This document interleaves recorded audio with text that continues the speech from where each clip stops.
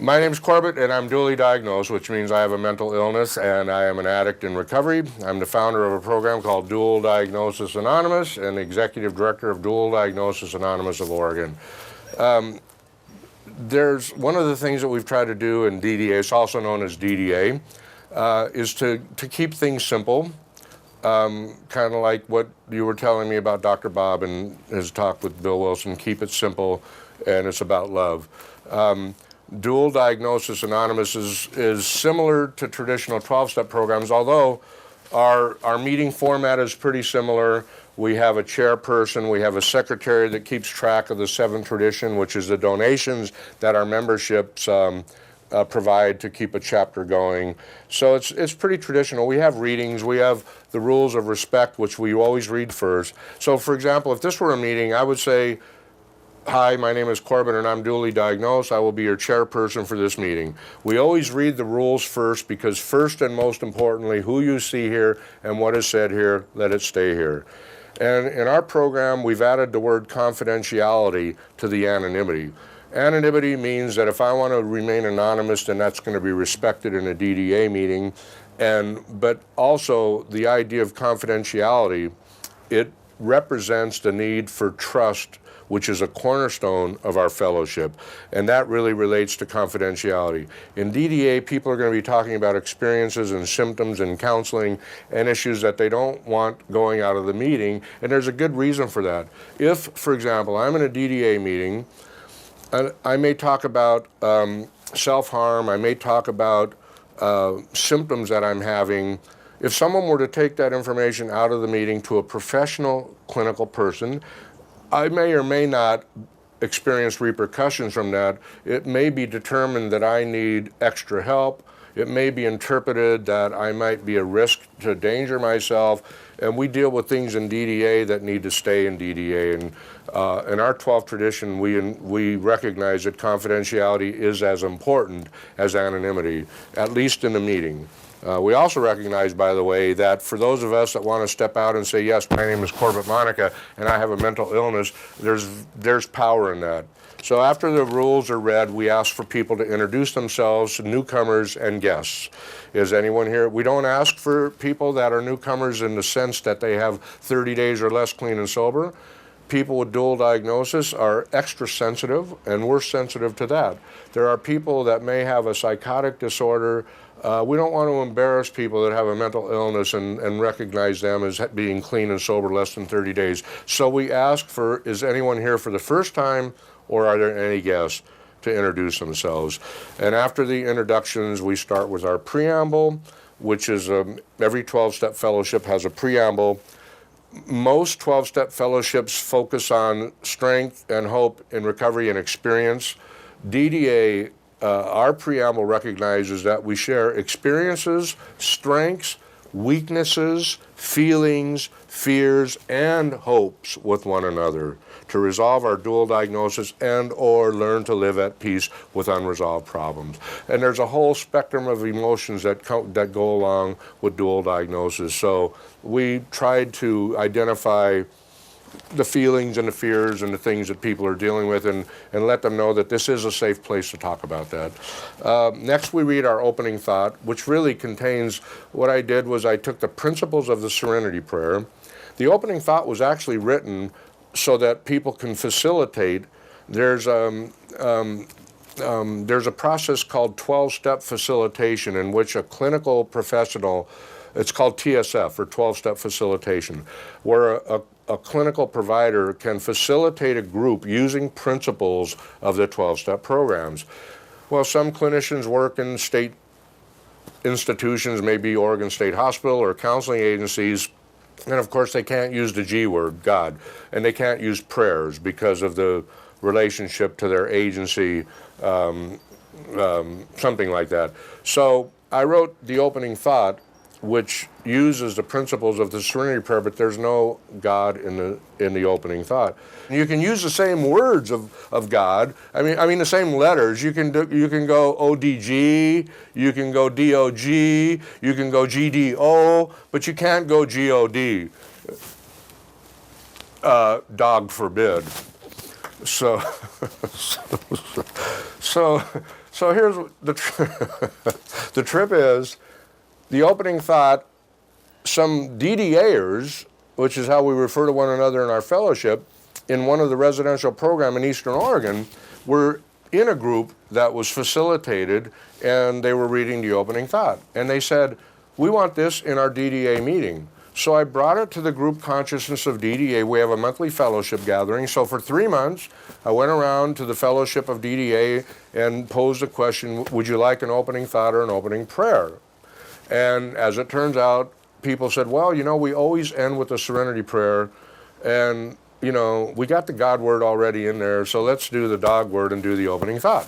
So now we have an opening thought. I do have a literature committee, by the way, and they've been very supportive of the things that we've incorporated. And what a blessing for me, and how humbling to be able to put together the packet for DDA. After we read the opening thought, we have the 12 steps, which are exactly as they were published in 1939, at least from step 2 through step 11. And in April of 1996, I think it was, or May, I wrote a letter to AA's central office and got permission to use the 12 steps. I kept the letter that they sent me, giving me permission for my program, DDA, with the disclaimer that this doesn't mean that AA sponsors this program or is supporting this program. And there's a certain comfort in the recovery community. People know the 12 steps of AA. I didn't want to modify them at all. So steps number 2 through 11 are exactly as they were published. There was a change in step 1. Instead of saying we admitted we were powerless over alcohol, it says our dual diagnosis. And in step 12, AA step 12, it talks about carrying the message to alcoholics. Ours is carry the message to those who still suffer from the effects of dual diagnosis. And which brings me back to our symbol. This is the fellowship of DDA, and in 1992, AA gave this symbol to the world. So we are using this, which is the core of our fellowship, but it's the space in the arms that is the extended family of DDA. It is also the extended family that suffers from the effects of dual diagnosis. And I realized early on that it isn't just a person with dual diagnosis that suffers. So it was clear when I got the 12 steps that we were going to include folks around us to spread our word of hope and healing to folks around us. And then we have the 5 steps, which I wrote the 5 steps for the first time in March of 1996. I worked on them from March of 1996 to March of 2008. That was probably a function of my obsessive compulsive disorder. My board of directors probably decided that I should probably protect these so that people couldn't say they were DDA. And so I wrote them and finalized them in March of 98. They're all in the past tense. And after the 5 steps are read, we do have traditions, but our feeling has been in DDA that we want to spend more time interacting and talking, but we make the traditions available to people that want to see them. Every once in a while we read them in the meetings, but after the 5 steps are read, the chairperson may choose a topic and share about, for example, why is it important to live one day at a time? Why is higher power important in our program? Any concept relating to the 12 steps of recovery may be the topic, or it may be about medication. As a matter of fact, it may be resistance to medication. Why do I have to take medication? I don't want to just be, this is part of the experience of DDAers. There is a perception that, okay, I want to get clean, so why would I let a psychiatrist give me drugs when I don't want to take drugs? So we make a definite distinction between prescribed medication and prescribing drugs for ourselves. We're not doctors. There's a huge difference. And so medication management, if we want to refer to it like that, is really important. And so another thing that happens is a person may want to get feedback from the group, from people who have taken the medication that they're taking. We have DDAers that are really good at knowing what medications other DDAers should take. For example, you should take Depakote because I've taken Depakote and it works really well. And that kind of information is important because we believe that the DDAers should participate in their recovery with their prescriber. So the more that they know, the more they can participate in their own recovery. So most of our meetings are open meetings, which means that the chairperson will simply decide that this is an open meeting and I want to tell you about my day or my week. and just share. The other thing about DDA is if it is a topical meeting where the chairperson picks a topic to talk about, when the chairperson shares their experience, strength, weaknesses, hope, feelings, fears, or hopes, whatever that is, for 5, 10, 15 minutes, they open the meeting up and they say, this meeting is now open for participation. Feel free to discuss the topic or any other issue related to dual diagnosis. And we read that, he or she reads that when they open the meeting up for anybody. So it's rare that people stay on topic if there is a topical meeting. People want to talk about medication or symptoms, and that's cool in DDA. And with about 5 to 10 minutes remaining, the chairperson will say, I'm sorry, our time is almost up. Are there any burning desires? And that's a traditional, I may hear something in a meeting that it happened in the meeting today where I've got to say something, someone triggers a thought that I think I've got to say something about that. So we allow for burning desires. After that, the chairperson turns the meeting over to our chapter secretary. DDA is a little different than traditional 12-step programs. We do not elect chairpersons that stay in position for any length of time. We rotate the chairpersonship among the meeting at every meeting, and we feel it's important that people have an opportunity to chair a meeting. It's a great way of service, and we help people, we encourage people. I will sit next to people that don't feel that they can chair a meeting and simplify it for them. But we do have chapter secretaries that serve a term.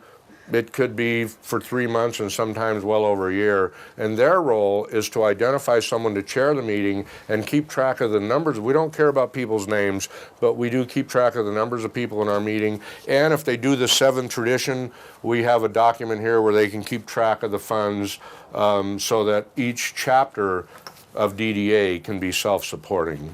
And after the secretary also reports on announcements, and they pass the basket around if they're doing the 7th tradition, which is collecting donations from the membership. And when that's done, our last reading is called Just for Today in DDA, and it has become our most popular reading. It is also the pamphlet that we pass out to people. Just for Today has 12 stanzas, and I'm going to read what it says on the front of our pamphlet. Just for Today contains many of the principles of 12-step recovery programs and has become a cornerstone of DDA. Just for Today not only reminds us to keep our focus on today, it also shows us how. Just for Today is read at the end of every DDA meeting. So after we read Just for Today in DDA, we form a circle and we say the Serenity Prayer together. It's the only prayer we use in DDA. We have nothing against Christianity or any other religion or the Quran or the Bible. We say the Serenity Prayer because it's known as the 12-step recovery prayer. We don't use other scripturally based prayers in DDA. And I suppose as a founder, it might be, and from the feedback I've got, it seems to open the meeting up to other faiths and other people that may be agnostic and don't necessarily want to align themselves with some scriptural reference, but who knows. And at the end of the Serenity Prayer, the meeting is over, and we do usually at the end of our meetings, like most 12-step meetings, there's some collaboration and people talking and stuff like that.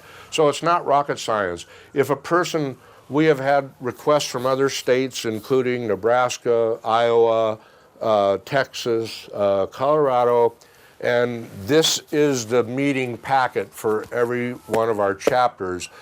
We want to demystify dual diagnosis.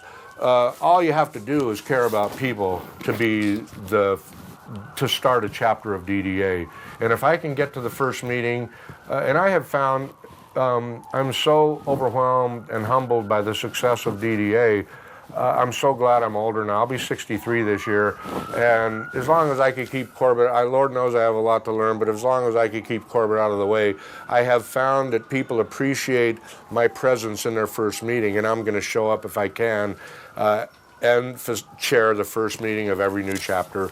So every chapter that wants this will get this.